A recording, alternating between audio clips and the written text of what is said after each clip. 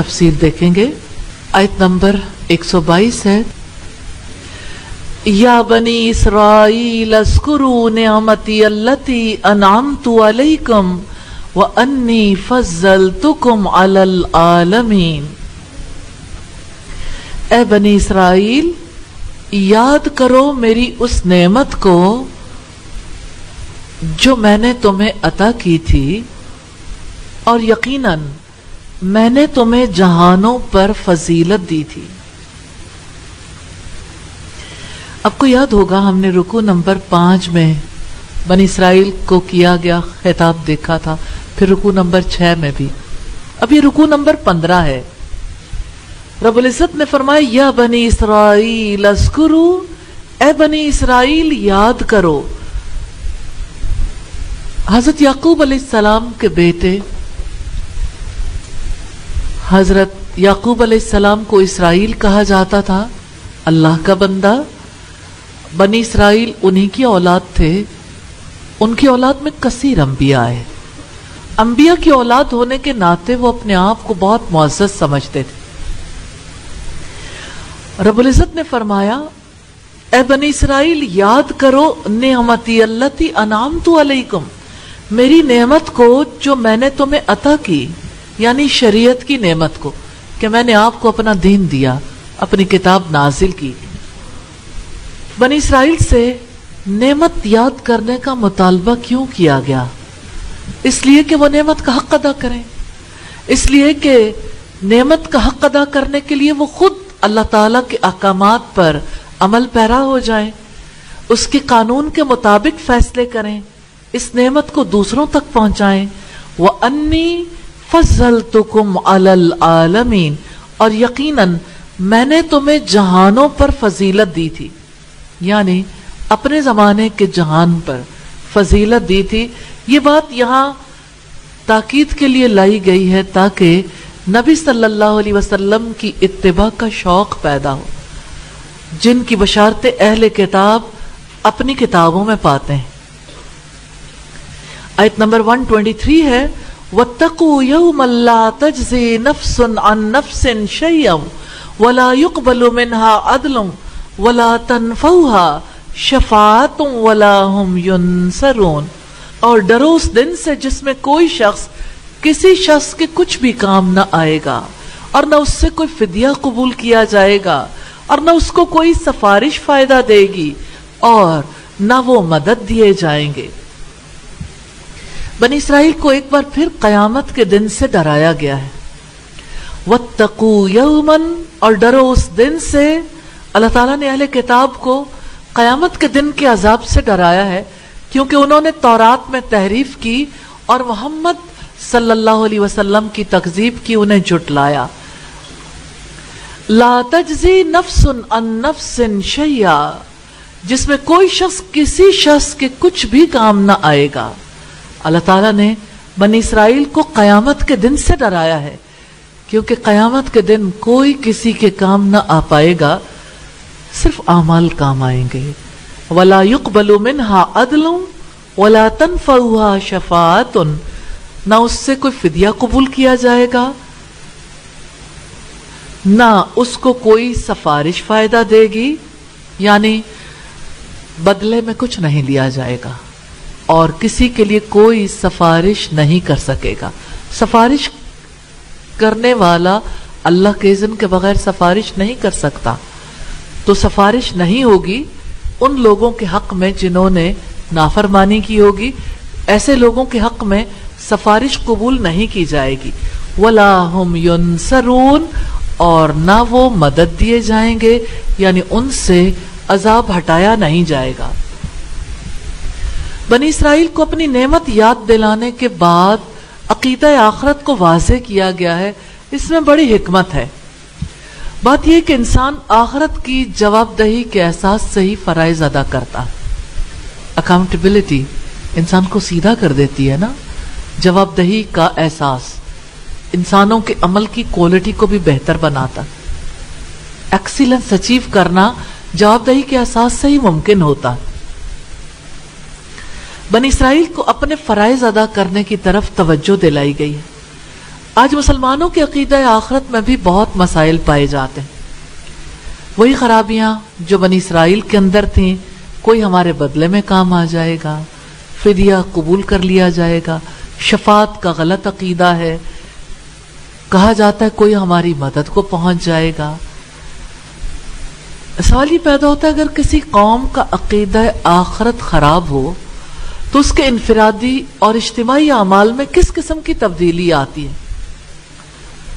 سرکشی آ جاتی ہے، غیر ذمہ داری آتی ہے، فرض ناشناسی، خواہش پرستی، دنیا کی محبت اور ساری برائیاں عود کراتی ہیں. عقیدہ آخرت کا درست ہونا کیسے بندے کو تیر کی طرح سیدھا رکھتا ہے.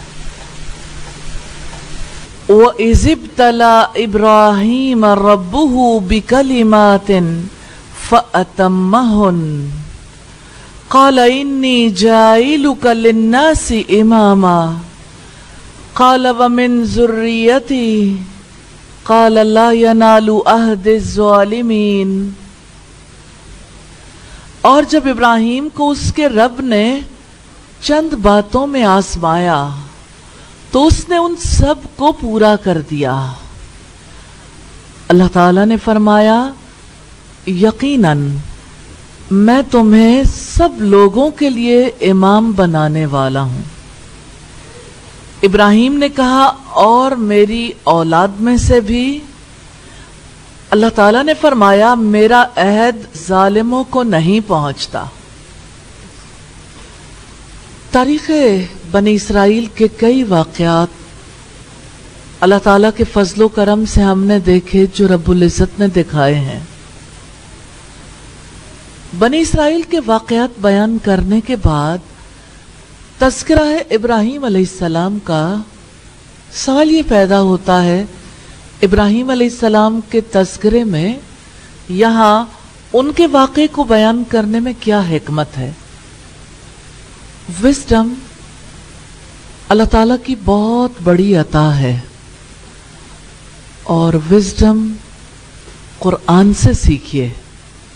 نبی صلی اللہ علیہ وسلم کی دعاؤں میں سے ایک دعا ہے اللہم علمہ الحکمہ کہ اللہ اسے حکمت نصیب کر دے. تو حکمت دیکھیں گے ہم. بات یہ کہ بنی اسرائیل کے جد امجد سیدنا ابراہیم علیہ السلام تھے. ان سے نسبت کو وہ اپنے لیے اعزاز سمجھتے تھے. اللہ تعالیٰ نے ان کی سرکشیوں کے بعد نسبت یاد دلائی ہے تاکہ وہ اپنے رویے پر نظر ثانی کریں اور اپنے رب کی طرف لوٹیں.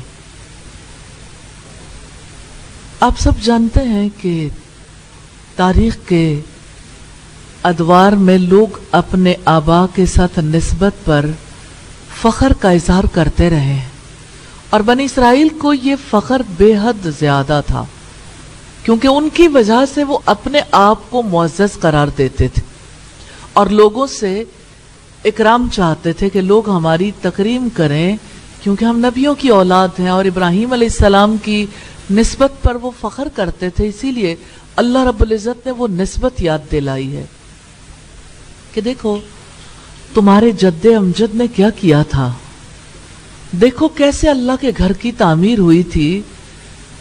آج اسی کی دعا کے مطابق جب وہ نبی آ گیا تو تمہارے جد امجد نے ہی تو اس کے لیے دعا کی تھی.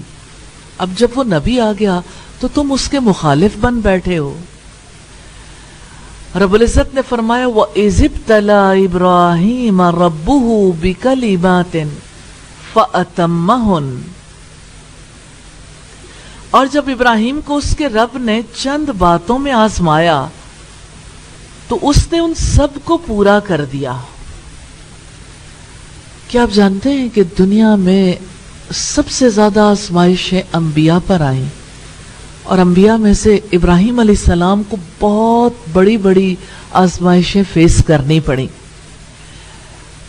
ابراہیم علیہ السلام کو اللہ تعالیٰ نے جس آزمائش میں ڈالا ہر امتحان میں پورے اترے. آپ ان کے پیچھے پیچھے ہر آزمائش میں پورے اتریں گے انشاءاللہ. اور آپ کے لیے پہلی آزمائش تو آپ کا ٹیسٹ ہے نا. इसी तरह से इल्मी आजमाइश है ना, तो आप इल्मी आजमाइश में पूरे उतरेंगे, आजमाइश कभी तलब नहीं करनी चाहिए। लेकिन अल्लाह ताला जिस तरह के हालात में रखे, अल्लाह ताला की मर्जी के मुताबिक रवैया इख्तियार करना चाहिए। अल्लाह ताला हम सबको तौफीक अता फरमाए।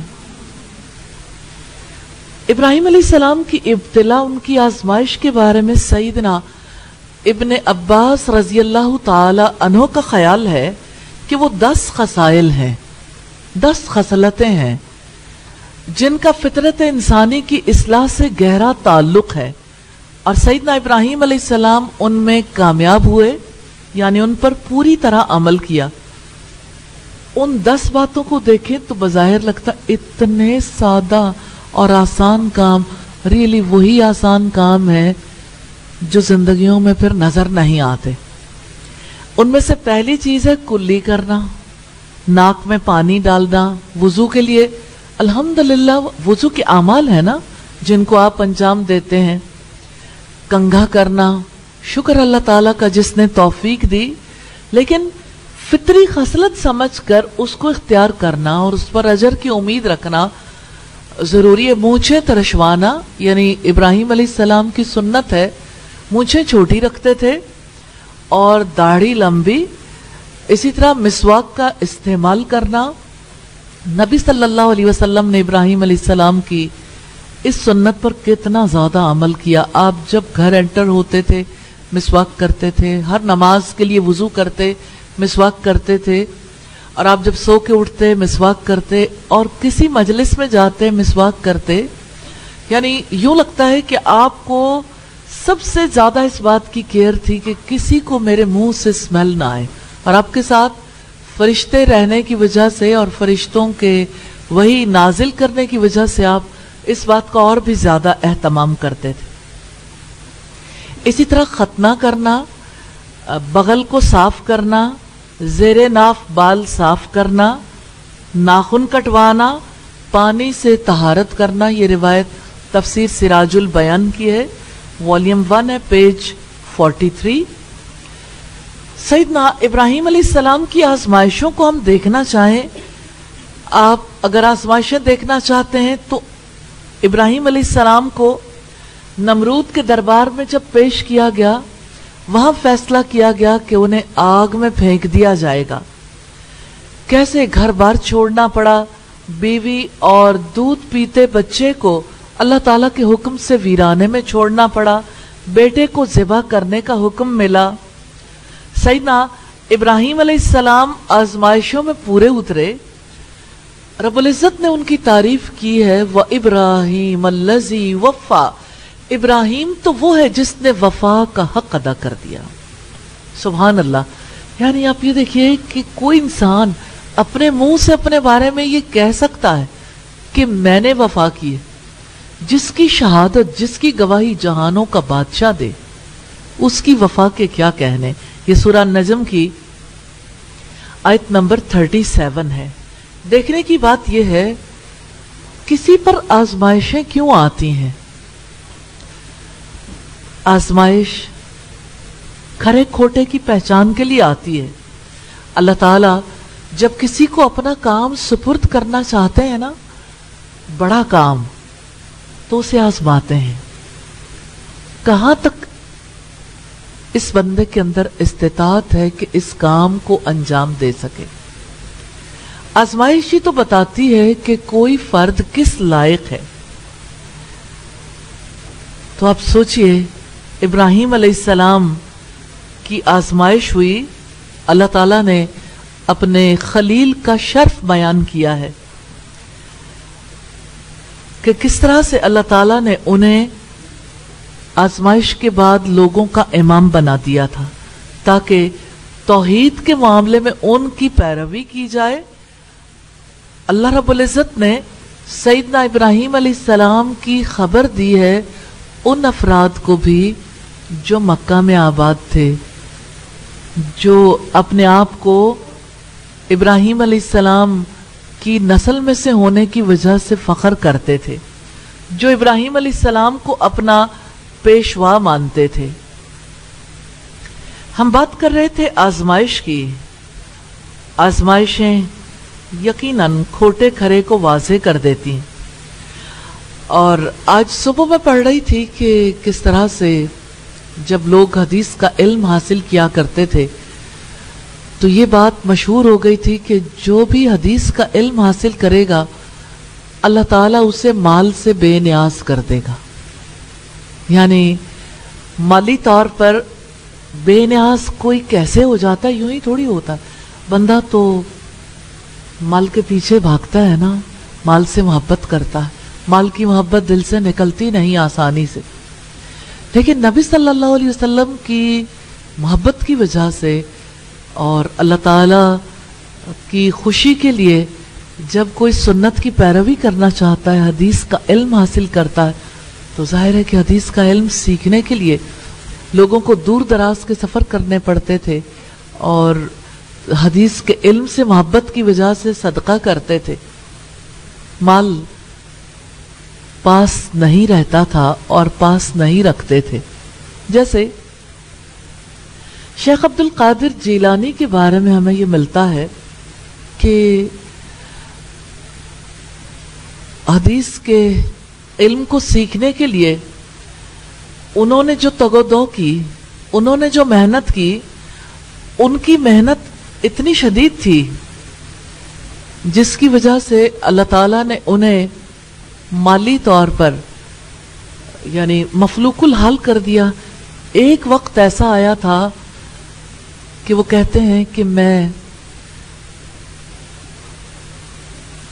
سبزیاں اور پھل یا ان میں سے جو کھانے کی چیزیں ہوتی تھی جب لوگ پھینک دیتے تھے تو ان میں سے کچھ نہ کچھ چن کے کھا لیتا تھا، کیونکہ میرے پاس اتنا سرمایہ نہیں تھا کہ میں خود خرید کے کھا سکتا.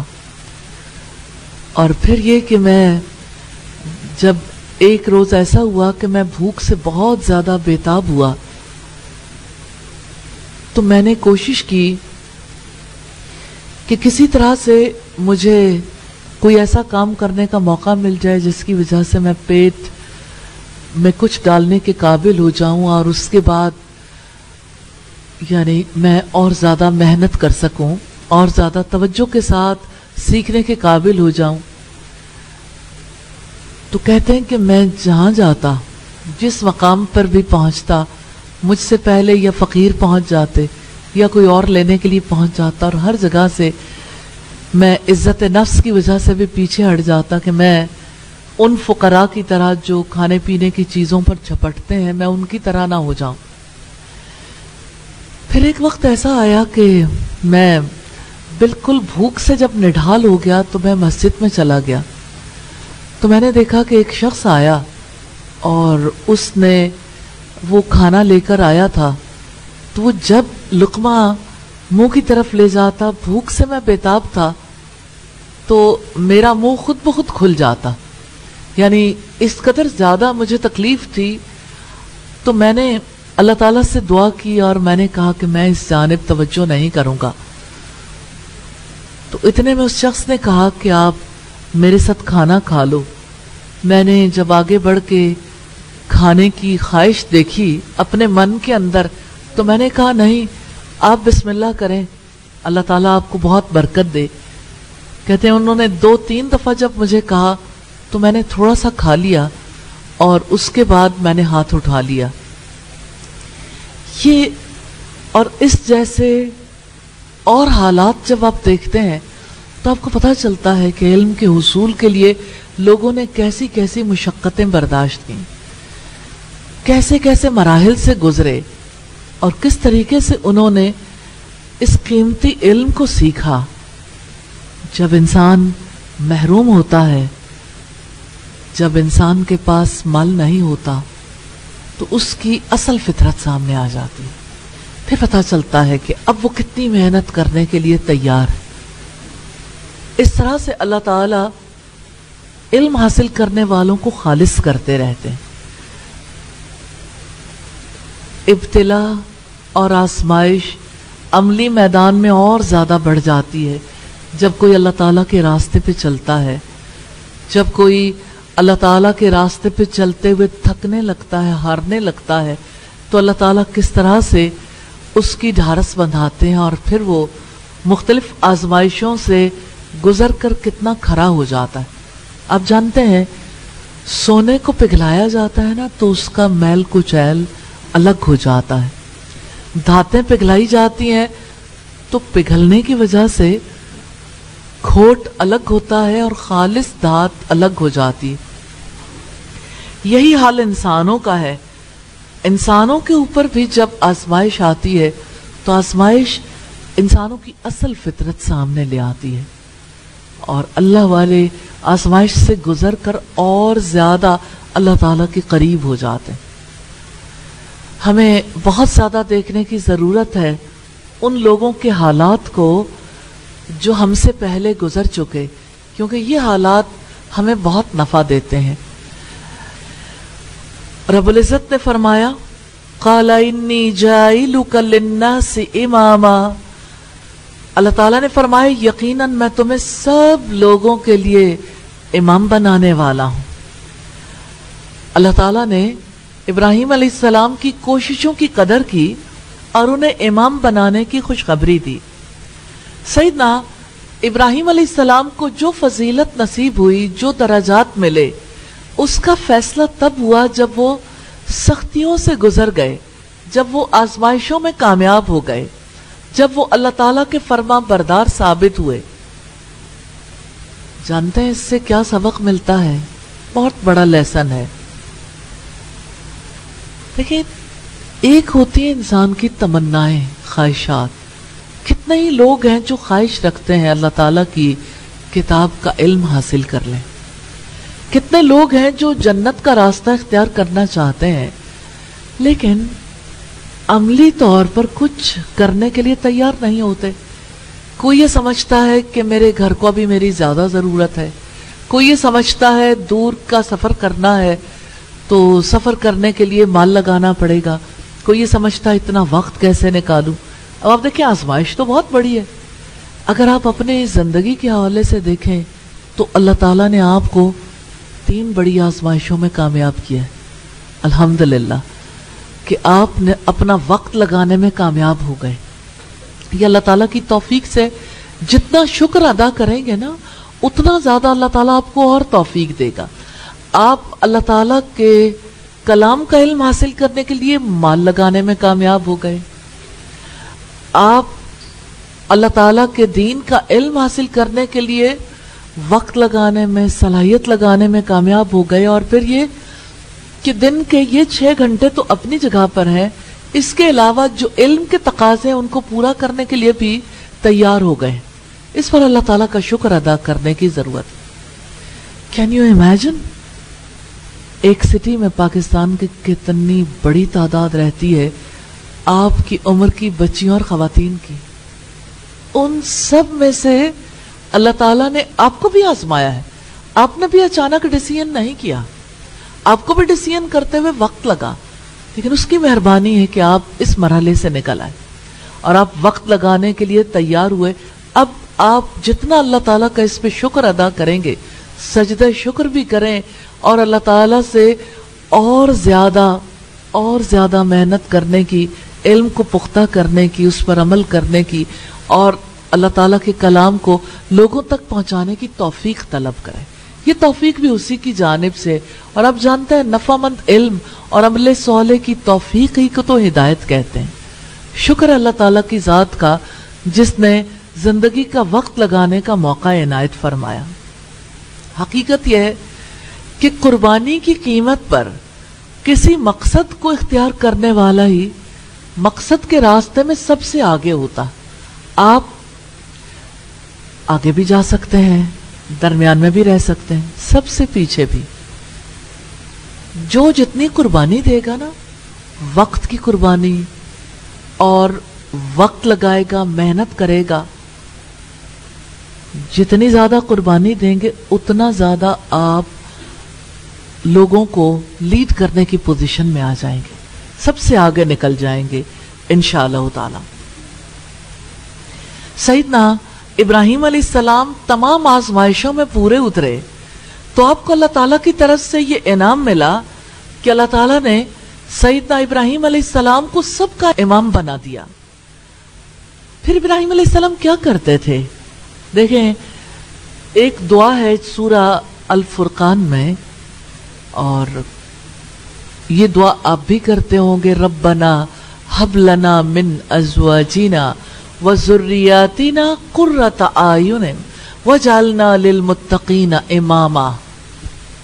آپ کو سمجھ آ رہی ہے نا؟ اس میں جو آخری بات ہے نا کہ ہمیں متقیوں کا امام بنا دے، یہ امامت، یہ لیڈرشپ جس کے لیے آپ دعائیں کرتے ہیں، اس کے کچھ تقاضے ہیں، اس کے لیے کچھ کرنا پڑتا ہے۔ میں آپ سے سوال کرنا چاہتی ہوں، اس لیڈرشپ کے لیے کرنا کیا ہے؟ کرنے والے کام کیا ہے؟ ابراہیم علیہ السلام کی زندگی سے دیکھتے ہیں، جب اللہ تعالیٰ نے انہیں امام بنایا انہوں نے کیا کیا؟ اور یہ کتنا خوبصورت طریقہ ہے کہ ہم اللہ تعالیٰ کے کلام سے اس چیز کو سیکھیں، ہر اس چیز کو جس کا تذکرہ اس نے اپنی کتاب میں کیا یا جسے اس نے اپنے نبی کے ذریعے سے سکھایا۔ کوئی سوال جو ذہن میں پیدا ہوتا ہے اس کے بارے میں آپ اپنی اوپینین دے سکتے ہیں، لیکن آپ دیکھیے جس کا جواب آلریڈی موجود ہو اور رب العزت نے دیا ہو، وہ جواب ہمارے لیے زیادہ مفید ہے یا دل کے اندر اٹھنے والی بات؟ کیا کہتے ہیں آپ؟ اللہ تعالیٰ سب سے بڑا دانا ہے، تو اسی کی بات کو دیکھنا چاہیے۔ تو اللہ تعالیٰ نے ابراہیم علیہ السلام کو امام بنایا، وہ اللہ تعالیٰ کے پیغام کو لوگوں تک پہنچاتے تھے، اللہ تعالیٰ کی بڑائی بیان کرتے تھے، بھلائی کے کاموں میں سب سے آگے تھے، وہ لوگوں کے محبوب قائد تھے۔ اللہ رب العزت نے فرمایا آپ کو لوگوں کا امام، لوگوں کا لیڈر، ورلڈ لیڈر بناؤں گا، لوگوں کی رہنمائی کا فریضہ انجام دو گے آپ، لوگ آپ کے طریقہ زندگی کی پیروی کریں گے، آپ کو اجر عظیم بھی ملے گا اور لوگوں میں بھی ہمیشہ آپ کی مدح و ثنا کا سلسلہ جاری رہے گا۔ اب آپ دیکھیے کہ آپ بھی اللہ تعالیٰ سے دعا کرتے ہیں کہ یا اللہ متقیوں کا امام بنا دے۔ تو امامت کے فرائض کیا ہیں؟ لوگوں کی رہنمائی کرنا۔ لیڈر لوگوں کو گائیڈ کرتا ہے نا، اور گائیڈ کیسے کریں گے؟ آپ بھی لوگوں کو اللہ تعالیٰ کا کلام سکھائیں گے انشاءاللہ تعالی۔ اور لیڈر لوگوں کی بھلائی کے کام کرتا ہے جس سے انسانوں کو نفع پہنچے، اور لیڈر لوگوں کی تکلیف کو دور کرنے کی کوشش کرتا ہے۔ تو آپ نے بھی اسی طرح سے لیڈرشپ کے فرائض انجام دینے سیکھنے ہیں انشاءاللہ۔ اب آپ دیکھیے کہ محمد رسول اللہ صلی اللہ علیہ وسلم کی حیات میں جب ہم دیکھتے ہیں، آپ کی پرسنالٹی کے 3 بیسک کمپوننٹس ہیں۔ اگر ہم یہ دیکھنا چاہیں کہ آپ کی شخصیت کیسی تھی، یعنی اس میں آگے بے شمار ڈیٹیلز ہیں، لیکن بنیادی طور پر اگر ہم اس کو یوں دیکھنا چاہیں کہ آپ کی شخصیت کی کور میں کیا تھا، بیسیکلی آپ کی شخصیت کی بنیادی چیز، جیسے کسی ایٹم کے اندر نیوکلیس ہوتا ہے نا، اور اس کے ارد گرد جو آربٹس ہوتے ہیں اس میں الیکٹرانز موو کرتے ہیں۔ شخصیت کو بھی اگر ہم اسی انداز میں دیکھنا چاہیں تو آپ کا سب سے بڑا کام، سب سے بڑی چیز جس کی وجہ سے آپ کی شخصیت خاص ہوئی کہ آپ اللہ تعالیٰ سے بے حد محبت کرتے تھے، اللہ تعالیٰ کا بے حد ذکر کرتے تھے، اللہ تعالیٰ کے قریب تھے اور اللہ کے قرب کے لیے نوافل ادا کرتے تھے، فرائض ادا کرتے تھے، اور اللہ کے حکم سے لوگوں تک اللہ تعالیٰ کے کلام کو پہنچاتے تھے۔ یعنی نبی صلی اللہ علیہ وسلم کی حیات سے جو بھی دیکھنا چاہے، سب سے بنیادی چیز، اگر آپ اپنی شخصیت میں تبدیلی لانا چاہتے ہیں، آپ چاہتے ہیں کہ آپ ایک مضبوط شخصیت کے مالک ہو جائیں، آپ کی شخصیت ایسی ہو جائے کہ اللہ تعالیٰ کو آپ پسند آ جائیں، تو سب سے پہلی چیز تعلق باللہ ہے۔ یہی رسول اللہ کی حیات میں سب سے زیادہ نمایاں تھا۔ اور دوسری چیز آپ کا اسوہ حسنہ، آپ کی زندگی کو اللہ تعالیٰ نے سب کے لیے نمونہ بنا دیا، اس میں آپ کا اخلاق بھی آتا ہے، آپ کے معاملات بھی آتے ہیں، آپ کے تعلقات بھی، آپ کی زندگی کی ہر جہت، انفرادی اور اجتماعی زندگی کی. اور تیسری چیز جو آپ کی پرسنالٹی کا بہت امپورٹنٹ فیچر ہے، اور ریلی یہ بڑی گہری بات ہے، اور اگر آپ یہ دیکھنا چاہیں کہ آپ نے کس طرح سے لوگوں کو اللہ تعالیٰ کا پیغام پہنچایا، تو آپ لوگوں کی خوشیوں اور غموں میں شریک ہوتے تھے، آپ خدمت خلق کے کام کرتے تھے، آپ مخلوق کی بھلائی کے کام کرتے تھے. سیدہ خدیجہ کی وہ بات تو آپ کو یاد ہوگی جب نبی صلی اللہ علیہ وسلم پہلی وحی کے بعد گھر آئے تھے اور آپ نے تھوڑی دیر آرام کے بعد سیدہ خدیجہ سے کہا تھا لقد خشیت علی نفسی، مجھے میری جان کا ڈر ہے. تو سیدہ خدیجہ نے کہا تھا کلا واللہ ما یخزیک اللہ ابدا، اللہ کی قسم اللہ تعالیٰ آپ کو کبھی رسوا نہیں کرے گا. انک لتصل الرحم، بہت بڑا سبق ہے. امامت کے لیے کیسی خصوصیات چاہیے؟ بے شک آپ تو صلہ رحمی کرتے ہیں، رشتوں کو جوڑتے ہیں، آپ مہمان نوازی کرتے ہیں. مہمان نوازی بہت بڑی خصوصیت ہے، کیونکہ لوگ اسی طرح قریب آتے ہیں نا. پھر سیدہ خدیجہ نے کہا کہ آپ درماندوں کو کما کر دیتے ہیں، آپ ان کے لیے کماتے ہیں جو محروم لوگ ہیں. دنیا میں لوگ کس لیے کماتے ہیں؟ لوگ کماتے ہیں تاکہ اپنے گھر والوں کو سپورٹ کریں، لوگ کماتے ہیں تاکہ زیادہ فیسلٹیز کو انجوائے کر سکیں، من پسند زندگی بسر کرنے کے قابل ہو جائے. اور محمد رسول اللہ صلی اللہ علیہ وسلم کماتے تھے تاکہ محروموں کی خدمت کر سکیں. سوچیں جس کے پاس کچھ نہ ہو، جس کے لیے کوئی کمانے والا نہ ہو اور جس سے واپسی کی امید بھی نہ ہو، اسے کما کر دینا کتنے اعلیٰ درجے کا اخلاق ہے، اور یہ خلق عظیم ہے. اللہ رب العزت نے اسی لیے تو نبوت کے آغاز ہی میں گواہی دی تھی وَإِنَّكَ لَعَلَىٰ خُلُقٍ عَظِيمٍ، بے شک آپ اخلاق کے عظیم مرتبے پر فائز ہیں. پھر آپ دیکھیے کہ آپ صلی اللہ علیہ وسلم کے بارے میں سیدہ خدیجہ کہتی ہیں کہ آپ حق کے مصائب جن لوگوں کو پیش آتے ہیں، یعنی اللہ تعالیٰ کی راہ میں جو چلتے ہیں اور ان کو کوئی مشکلات پیش آتی ہیں، آپ ان مشکلات کو دور کرنے کے لیے ان کی مدد کرتے ہیں.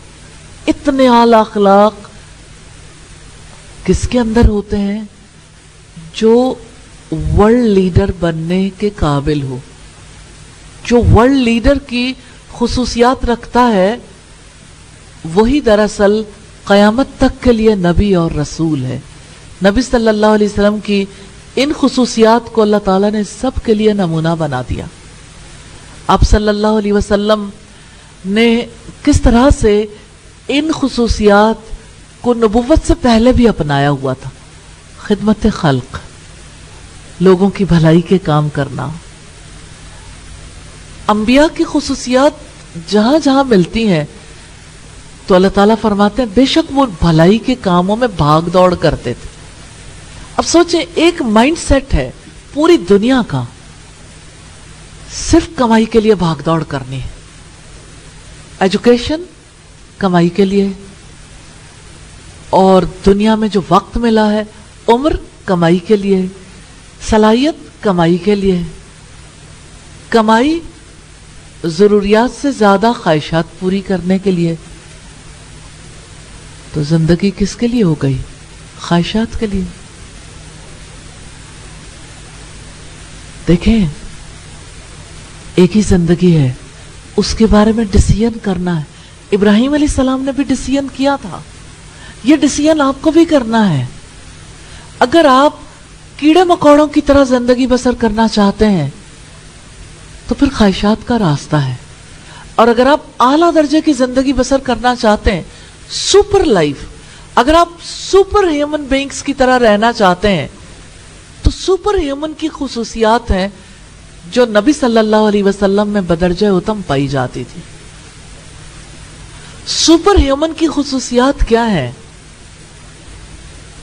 سب سے پہلی خصوصیت صلہ رحمی، رشتے کی حفاظت کرنا۔ وہ رشتہ اللہ تعالیٰ کا ہے، وہ رشتہ محمد رسول اللہ صلی اللہ علیہ وسلم سے ہے، وہ رشتہ اپنے دین سے ہے۔ یہی 3 سوال تو قبر میں ہونے ہیں۔ یا وہ رشتہ کسی بھی بنیاد پر ہے، یعنی جس گھرانے میں پیدا ہوئے، جہاں بیاہ کے گئے، یا جہاں بچوں کو بیاہا، یہی رشتوں کی قسمیں ہوتی ہیں نا۔ خونی رشتے ہیں یا سسرالی رشتے ہیں یا پھر سمدھیوں سے جو تعلقات ہوتے ہیں۔ رشتوں کو جوڑنا اتنی بڑی نیکی ہے کہ حضرت خدیجہ نے قسم کھا کر کہا تھا کہ اللہ تعالیٰ آپ کو کبھی رسوا نہیں کرے گا۔ یہ سپر ہیومن کی خصوصیات ہیں۔ دوسری خصوصیت مہمان نوازی ہے۔ آگے بڑھ کے دیکھیں انبیاء کیسے مہمان نوازی کرتے تھے۔ فرشتے حضرت ابراہیم علیہ السلام کے پاس آئے تو وہ ان کے لیے بنا ہوا بچڑا لے آئے۔ جانتے نہیں تھے فرشتے ہیں، اجنبیوں کے لیے پورا بچڑا ہی بھون کے لے آئے۔ اعلی اخلاق، کسی کو دیکھنا چاہیں تو اس کی مہمان نوازی میں دیکھیں۔ لفظ قیمتی ہوتے ہیں، لفظوں میں جو بات کہی گئی ہوتی ہے نا، اس کی قدر و قیمت کی وجہ سے، اور جو بات ہمارے رب نے ہمیں بتائی، جو ہمارے رسول نے بتائی، وہ عمل کے لیے ہے۔ آپ لوگوں میں سے کتنے لوگ ہیں جو اعلیٰ درجے کی سوچ سیکھنا چاہتے ہیں اور اعلیٰ درجے کی زندگی بسر کرنا چاہتے ہیں؟ تو وہ جو آپ بچپن میں پڑھا کرتے تھے، ہو میرا کام غریبوں کی حمایت کرنا، ذرا اونچی آواز میں پڑھیں۔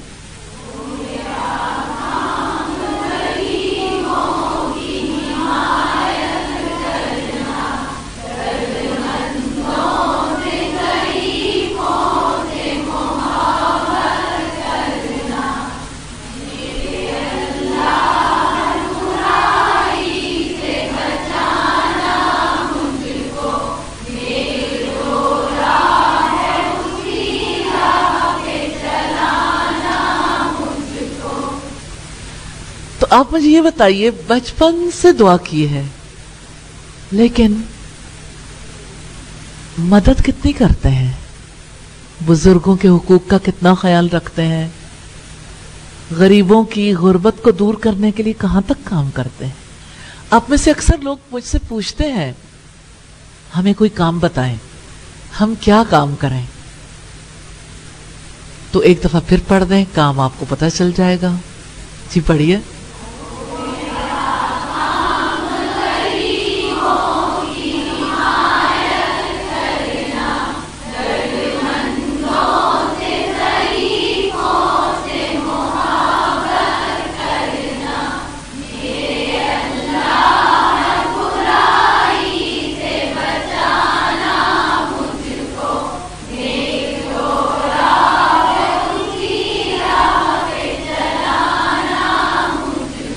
اب مجھے یہ بتائیے کہ برائی سے انسان کب بچتا ہے اور نیک راستے پہ کب چلتا ہے؟ جب وہ درد مندوں کی خدمت کرتا ہے اور جب اس کا دل پگھلتا ہے، جب اس کے سینے میں پتھر نہیں ہوتا، جب اس کے دل کے اندر نرمی آتی، جب وہ کسی دکھی کو دیکھ کر دکھی ہو جاتا ہے، جب وہ آگے بڑھ کے خدمت کرنا چاہتا ہے۔ اور لیڈرشپ کے اوصاف بیان کر رہے ہیں نا، وہ سرائکی کا ایک اخوان ہے، کہتے ہیں کہ خدمت کر مخدوم تھی سے، خدمت کر مخدوم تھی سے، مراد یہ ہے کہ آپ خدمت کرو گے نا تو تب سردار بنو گے۔ تب آپ کو لیڈرشپ نصیب ہوگی. خدمت کرنا سیکھیں اور چھوٹی چھوٹی چیز سے خدمت کرنا سیکھیں. دیکھیں اپنی طرف، اپنی ضروریات کی طرف دیکھتے رہیں گے، کبھی کسی کی ضرورت پوری نہیں کر سکتے. جب صرف اپنی ذات آپ کی نظروں میں بڑی ہوگی تو اللہ کی ذات کبھی بڑی نہیں ہوگی. تو آپ اللہ اکبر کہنا چاہتے ہیں نا، تو غریبوں کی طرف دیکھنا شروع کرتے ہیں، ان کی خدمت، ان سے محبت.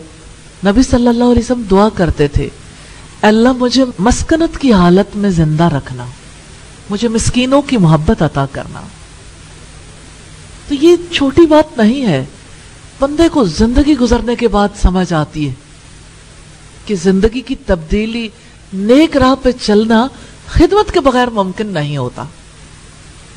اب مجھے آپ بتائیں، آپ سپر ہیومن بننا چاہتے ہیں، اور سپر ہیومن ہے نا، اللہ پاک نے خبر دی ہے نا ہمیں قرآن حکیم میں، امید ہے تمہیں تمہارا رب مقام محمود پر فائز کر دے گا. سورہ بنی اسرائیل میں ہے. نبی صلی اللہ علیہ وسلم نے فرمایا، یہ صحیح ابن حبان کی روایت ہے، حشر کے میدان کے واقعات کو بیان کرتے ہوئے کہ پھر میرا رب مجھے سبز رنگ کا حلہ پہنائے گا. وہ کتنا خوبصورت گرین کلر ہوگا، no one can imagine. لیکن ایک یعنی اس کی خوبصورتی کو ہم شاید کسی حد تک امیجن کر سکیں، اور جو امیجن نہیں کرتا اس کے لیے محض گرین کلر ایک گرین لفظ کے سوا کچھ نہیں رہ جاتا، جس کے ساتھ اس کا کوئی تعلق نہیں ہوتا. پھر مجھے مقام محمود پر فائز کیا جائے گا. جیسے وکٹری سٹینڈ ہوتا ہے نا، کہ سب انسانوں سے اوپر نبی صلی اللہ علیہ وسلم کو جگہ دی جائے گی، اور سب انسانوں کی زبانوں پر میری تعریف جاری ہو جائے گی.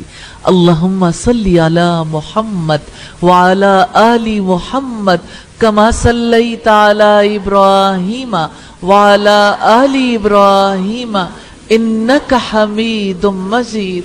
اللہم بارک علی محمد وعلی آل محمد کما بارکت علی ابراہیم وعلی آل ابراہیم انک حمید مجید. الحمدللہ. تو آپ سوچئے کہ ہماری زندگی میں یہ جو گھٹیا پن ہے نا، ساری برائیاں گھٹیا ہوتی ہیں. گھٹیا پن تبھی دور ہو سکتا ہے جب ہم نبی صلی اللہ علیہ وسلم کی سنت پر عمل کرنا شروع کر دیں. جتنا اس میں ایکسیلنس اچیو کریں گے، اتنا ہی گھٹیا پن ہمارے اندر سے رخصت ہو جائے گا، اور جتنا سنت سے دور ہوں گے اتنا ہی ہم گھٹیا ہو جائیں گے. لیڈرشپ کے بارے میں دیکھ رہے ہیں، اللہ پاک نے فرمایا کہ میں آپ کو دنیا کے لوگوں کا امام بناؤں گا. تو ابراہیم علیہ السلام نے اپنی اولاد کے بارے میں درخواست کر دی، اور انہیں جواب دیا گیا، اور بڑی خوبصورت آیت ہے، سیکھنے والی ہے. ابراہیم علیہ السلام نے فرمایا قال ومن ذریتی، انہوں نے کہا اور میری اولاد میں سے بھی. اولاد سے انسان کو محبت ہوتی ہے، اور انسان اپنی اولاد کے لیے بھلائی چاہتا ہے. ابراہیم علیہ السلام خوش ہو گئے کہ مجھے اللہ تعالیٰ دنیا والوں کا امام بنانے والے ہیں. تو سب سے پہلے اپنی اولاد کے لیے تمنا کی کہ میری اولاد کو بھی بڑے درجات ملیں، وہ بھی اعلیٰ مقام تک پہنچیں، اور یہ دعا بھی کی کہ اولاد میں اللہ تعالیٰ کی طرف ہدایت پانے والوں کی کثرت ہو. تو رب العزت نے ابراہیم علیہ السلام کے ذریعے سے واضح کیا ہے، ہر انسان کے اندر فطری طلب ہوتی ہے کہ اپنی اولاد کو وہ اعلیٰ مقام پر دیکھے، اور ہر انسان یہ چاہتا ہے کہ اس کا سلسلہ اس کی اولاد کے ذریعے جاری رہے. اسی فطری جذبے کے تحت ابراہیم علیہ السلام نے بھی سوال کیا تھا کہ اولاد میں بھی اصلاح کا سلسلہ جاری رہے. قال اللہ ینال عہد الظالمین اللہ تعالیٰ نے فرمایا میرا عہد ظالموں کو نہیں پہنچتا۔ سیدنا ابراہیم علیہ السلام نے دعا کی تو اللہ تعالیٰ نے فرمایا کہ ظالم دین میں امامت کے مقام تک نہیں پہنچے گا۔ بات بڑی اہم ہے، بات بہت گہری ہے۔ کوئی ظلم کرنے والا دین میں امامت کے مقام تک نہیں پہنچے گا۔ سوال یہ پیدا ہوتا ہے ظالم کون ہے؟ تو قرآن ہمیں یہ بتاتا ہے ان الشرک لظلم عظیم، بے شک شرک سب سے بڑا ظلم ہے، عظیم ظلم ہے۔ تو سیدنا ابراہیم علیہ السلام کو جواب دیا گیا کہ جو ظلم کرے گا تو ظلم اس مقام کے منافی ہے۔ یاد رکھیے گا دنیا میں کوئی بھی امامت کی خواہش رکھنے والا ظلم کے ساتھ امامت کے فرائض انجام نہیں دے سکتا، کیونکہ ظلم اس مقام کے منافی ہے۔ اس سے ثابت ہوتا ہے کہ امامت کا، لیڈرشپ کا، قیادت کا حق ان لوگوں کا ہے جو اپنے شعور سے، جو اپنے عمل سے، جو اپنے ایمان سے اپنے آپ کو قیادت کا مستحق ثابت کریں۔ قرآن حکیم میں مختلف جگہوں پر ظلم کو واضح کیا گیا ہے۔ اللہ تعالیٰ کی حدود سے نکل جانے والے ظالم ہیں، اللہ کے قانون کے مطابق فیصلہ نہ کرنے والے ظالم ہیں، اللہ تعالیٰ کے گھروں میں اس کے نام کی یاد سے روکنے اور ان کو ویران کرنے کی کوشش کرنے والے ظالم ہیں، اللہ تعالیٰ کی طرف سے آنے والی گواہی کو چھپانے والے ظالم ہیں، رب کی نصیحت سے منہ پھیرنے والے ظالم ہیں۔ تو اللہ تعالیٰ فرماتے ہیں ظالم کو میرا یہ عہد نہیں پہنچے گا۔ تو اس کا مطلب یہ ہے کہ امامت کی خصوصیات کے ساتھ ظلم کو کوئی مناسبت نہیں ہے۔ تو یہ خصوصیات ہے امامت کی خصوصیات سے اپوزٹ۔ نارملی دنیا کے لوگوں کی روش کیا ہوتی ہے؟ پہلی روش کیا ہوتی ہے؟ اللہ تعالیٰ کی حد کی پرواہ نہیں کرتے، نکل جاتے ہیں۔ ایسے شخص کو جو ایمان لے آیا اور اللہ تعالیٰ کی حد سے نکل گیا، اسے کیا کہتے ہیں؟ ہینڈ ریز کریں، کون بتائے گا؟ جی بیٹا آپ بتائیے۔ فاسق، فاسق کہتے ہیں۔ اللہ تعالیٰ کی حد سے نکل جانے والے کو فاسق کہتے ہیں۔ دیکھیں دنیا میں عدالتیں ہیں، اگر عدالت میں اللہ کے قانون کے مطابق کو فیصلہ نہیں کرتا تو وہ ظالم ہے۔ جو شرک کرتا ہے وہ ظالم ہے، جو اللہ کے گھروں میں اس کے نام کی یاد سے روکتا ہے وہ ظالم ہے، اور جو اللہ کے گھروں کو ویران کرنے کی کوشش کرتا ہے وہ ظالم ہے، اور جو گواہی چھپاتا ہے وہ ظالم ہے۔ اور کیا آپ کے گھر میں ایسے لوگ پائے جاتے ہیں جو اللہ تعالیٰ کی نصیحت سے، اس کے کلام سے منہ پھیرتے ہوں، سننا نہ چاہتے ہوں، جو اس کے لیے وقت لگانا نہ چاہتے ہوں، نصیحت سے منہ پھیرنے والے ظالم ہیں؟ تو ظلم کے ساتھ امامت کا کوئی تعلق نہیں ہے۔ پھر فرمایا وَإِذْ جَعَلْنَا الْبَيْتَ مَثَابَةً لِلنَّاسِ وَأَمْنًا وَاتَّخِذُوا مِن مَّقَامِ إِبْرَاهِيمَ مُصَلًّى وَأَعِدْنَا إِلَىٰ إِبْرَاهِيمَ وَإِسْمَاعِيلَ أَن طَهِّرَ بَيْتِيَ لِلطَّائِفِينَ وَالْعَاكِفِينَ وَالرُّكَّعِ السُّجُودِ۔ اور جب ہم نے بیت اللہ کو لوگوں کے لیے لوٹ کر آنے کی جگہ اور سراسر امن بنایا، اور تم مقام ابراہیم کو نماز پڑھنے کی جگہ بناؤ، اور ہم نے ابراہیم اور اسماعیل کو تاکیدی حکم دیا کہ آپ دونوں میرے گھر کو طواف کرنے والوں اور اعتکاف کرنے والوں اور رکوع اور سجدہ کرنے والوں کے لیے پاک صاف رکھو۔ گھر بنانے والے کا تذکرہ تھا، گھر تعمیر کرنے والے کا، اب گھر کا تذکرہ آ گیا۔ اگر ابراہیم علیہ السلام ورلڈ لیڈر تھے، امام تھے، تو ان کی امامت میں کتنا بڑا دخل اس گھر کا تھا۔ انہوں نے گھر تعمیر کیا تو اس تعمیر کے نتیجے میں اس پتھر کو اللہ تعالیٰ نے کتنا معتبر بنا دیا، جسے مقام ابراہیم کہا جاتا ہے.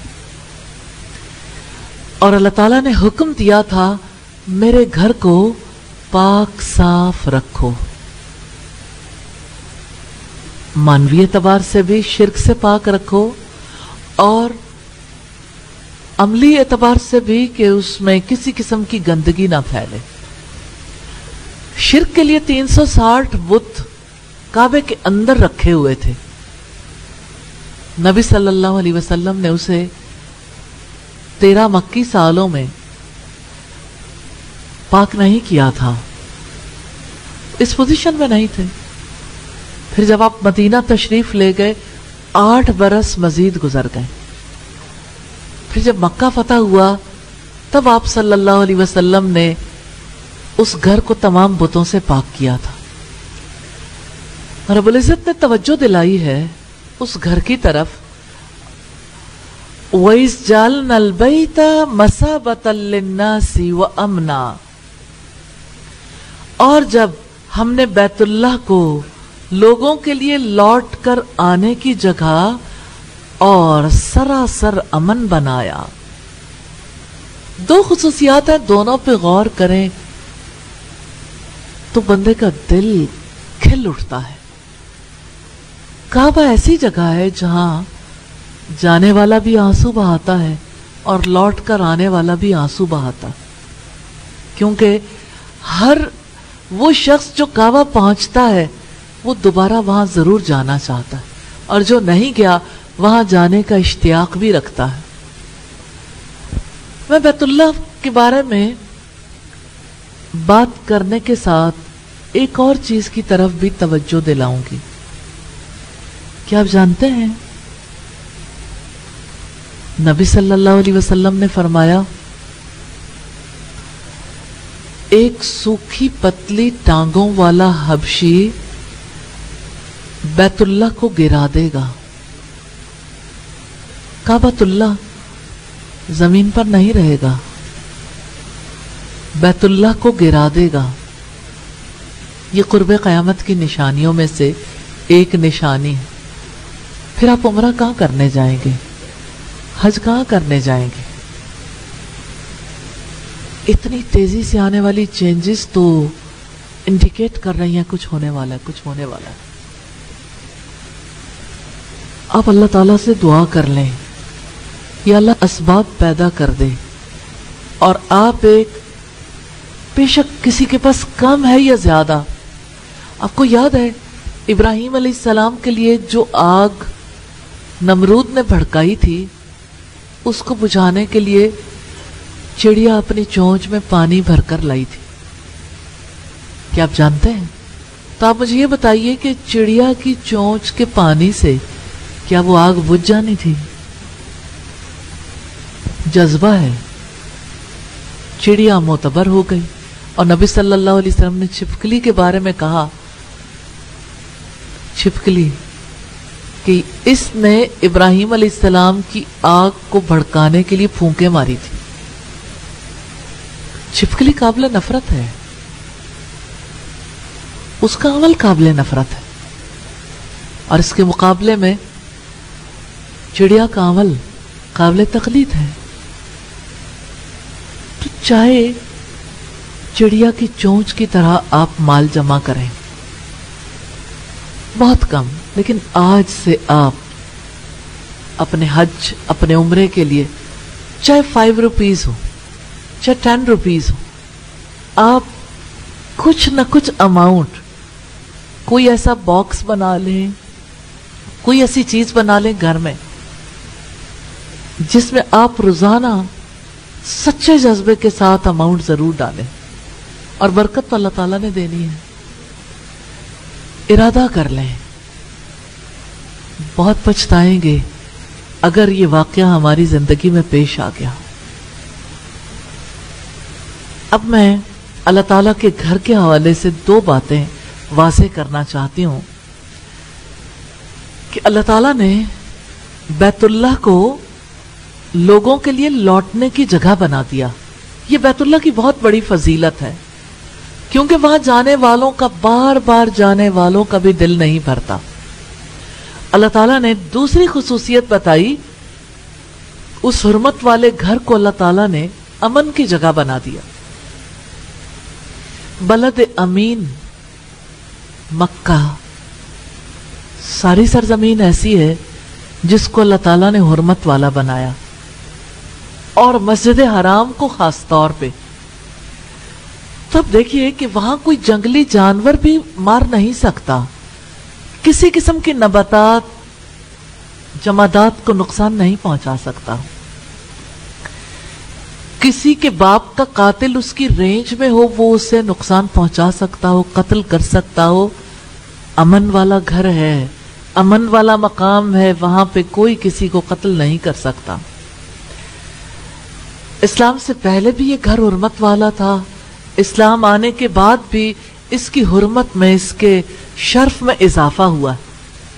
ہاں یہ بات ضرور ذہن میں رکھیے گا کہ جب مکہ فتح ہوا تھا، رسول اللہ نے ایک قطرہ خون بہائے بغیر مکہ فتح کیا تھا۔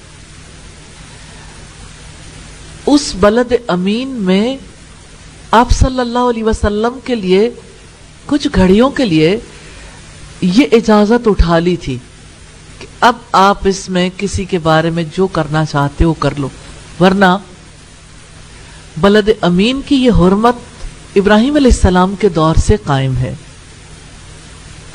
سیدنا ابن عباس کہتے ہیں کہ مومن کے دل میں زیارت خانہ کعبہ کی خواہش ہر دم کروٹیں لیتی رہتی ہے، ایک زیارت کر کے گھروں کو آتے ہیں، پھر خواہش بیدار ہو جاتی ہے، اور اس گھر کا ظاہر امن میں ہوتا ہے۔ دور جاہلیت میں آدمی اپنے باپ یا بھائی کے قاتل کو کعبہ کے سامنے پاتا تو اسے کچھ نہیں کہتا تھا، یہ سب ابراہیم علیہ السلام کی دعا کی برکت اور اس کا نتیجہ ہے۔ تو کعبہ ایسی جگہ پر ہے جہاں دشمن کا خوف نہیں رہتا، بیت اللہ میں کوئی اسلحہ لے کر نہیں جا سکتا۔ سیدنا ابراہیم علیہ السلام نے دعا مانگی تھی، ربنا انی اسکنت من ذریتی بواد غیر ذی زرع عند بیتک المحرم ربنا لیقیموا الصلاة فاجعل افئدة من الناس تہوی الیہم وارزقہم من الثمرات لعلہم یشکرون۔ اے ہمارے رب، یقیناً میں نے اپنی کچھ اولاد کو تیرے حرمت والے گھر کے پاس اس وادی میں آباد کیا ہے جو کھیتی والی نہیں ہے، اے ہمارے رب تاکہ وہ نماز قائم کریں، سو کچھ لوگوں کے دل ان کی طرف مائل کر دیں اور آپ انہیں پھلوں کا رزق دیں تاکہ وہ شکر ادا کریں۔ یہ سورہ ابراہیم کی آیت نمبر 37 ہے۔ دعا قبول ہوئی، جب تک بیت اللہ باقی رہے گا اس کا اثر بھی باقی رہے گا۔ کہ آپ جانتے ہیں دعائیں صدیوں تک اثر کرتی ہیں، نسلوں تک اثر انداز ہوتی ہیں۔ دعا کو کبھی کم اثر والا نہ سمجھیے گا، کبھی بے قدر و قیمت نہ سمجھیے گا، دعا دل لگا کر کرنا سیکھیں۔ اللہ تعالیٰ ہم سب کو توفیق عطا فرمائے۔ اسی طرح سے سورہ العنکبوت کی آیت نمبر 67 میں فرمایا، اور کیا انہوں نے نہیں دیکھا انا جعلنا حرما آمنا ویتخطف الناس من حولہم، کہ یقیناً ہم نے حرم کو پرامن بنایا حالانکہ لوگ ان کے ارد گرد سے اچک لیے جاتے ہیں۔ اسی طرح رب العزت نے فرمایا سورہ القصص کی آیت نمبر 57 میں، اور کیا ہم نے انہیں ایک پرامن حرم میں جگہ نہیں دی جس کی طرف ہماری جناب سے رزق کے طور پر ہر قسم کے پھل کھینچ کر لائے جاتے ہیں۔ سیدنا ابن عباس نے بیان کیا، رسول اللہ صلی اللہ علیہ وسلم نے فتح مکہ کے موقع پر فرمایا تھا، اللہ تعالیٰ نے اس شہر مکہ کو حرمت والا بنایا، یعنی عزت دی ہے، پس اس کے درختوں کے کانٹے تک بھی کاٹے نہیں جا سکتے، یہاں کے شکار بھی ہنکائے نہیں جا سکتے، اور ان کے علاوہ جو اعلان کر کے مالک تک پہنچانے کا ارادہ رکھتے ہوں، کوئی شخص یہاں کی گری پڑی چیز بھی اٹھا نہیں سکتا۔ صحیح بخاری کی روایت ہے 1587 نمبر پر۔ سیدنا ابن عباس فرماتے ہیں، اگر لوگ اللہ تعالیٰ کے گھر کا حج چھوڑ دیں تو اللہ تعالیٰ آسمان کو زمین پر پٹخ دے گا کہ اس گھر کا حج اس قدر ضروری ہے. جب اللہ تعالیٰ کا گھر ہے تو اس کا حج، اس کا طواف ہمیشہ جاری رہنا چاہیے. پھر فرمایا وَاتَّخِذُوا مِن مَّقَامِ إِبْرَاهِيمَ مُصَلًّى، اور مقام ابراہیم کو نماز پڑھنے کی جگہ بناؤ. مقام ابراہیم سے مراد وہ پتھر ہے جس پر سیدنا ابراہیم علیہ السلام نے کھڑے ہو کر کعبہ کی تعمیر کی تھی. اس پتھر پر سیدنا ابراہیم علیہ السلام کے قدموں کے نشانات ہیں. آپ نے وہ پتھر دیکھا ہے؟ ضرور دیکھیے. جنہوں نے وہاں جانے کا موقع نہیں ملا اس کو پکچر میں بھی دیکھیں گے تو آپ کو قدموں کے نشان نظر آئیں گے. اس پتھر کو ایک شیشے اور پیتل کے جنگلے میں محفوظ کر دیا گیا ہے. اس مقام پر طواف مکمل کرنے کے بعد 2 رکعت پڑھنا سنت ہے. طواف کے بعد بھی اور عمرے کے طواف کے بعد بھی، حج کے طواف کے بعد بھی. اور آپ جانتے ہیں کہ یہ سارے ہی بہت فضیلت والے اعمال ہیں. ابراہیم علیہ السلام کا مقام اور مرتبہ اللہ تعالیٰ کے نزدیک کتنا بلند ہے. یہاں جو یہ کہا گیا کہ اس کو نماز پڑھنے کی جگہ بنا لو، تو اس سے مراد ہے کہ یہ جگہ خاص ہے. اور حضرت عمر رضی اللہ تعالیٰ عنہ نے نبی صلی اللہ علیہ وسلم سے یہ کہا تھا کہ اللہ کے رسول اس جگہ کو جائے نماز بنا لیں، یعنی امام یہاں کھڑا ہو اور امامت کروائیں اور پورے حرم میں پیچھے لوگ نماز ادا کریں. اس کے بعد یہ آیت نازل ہوئی.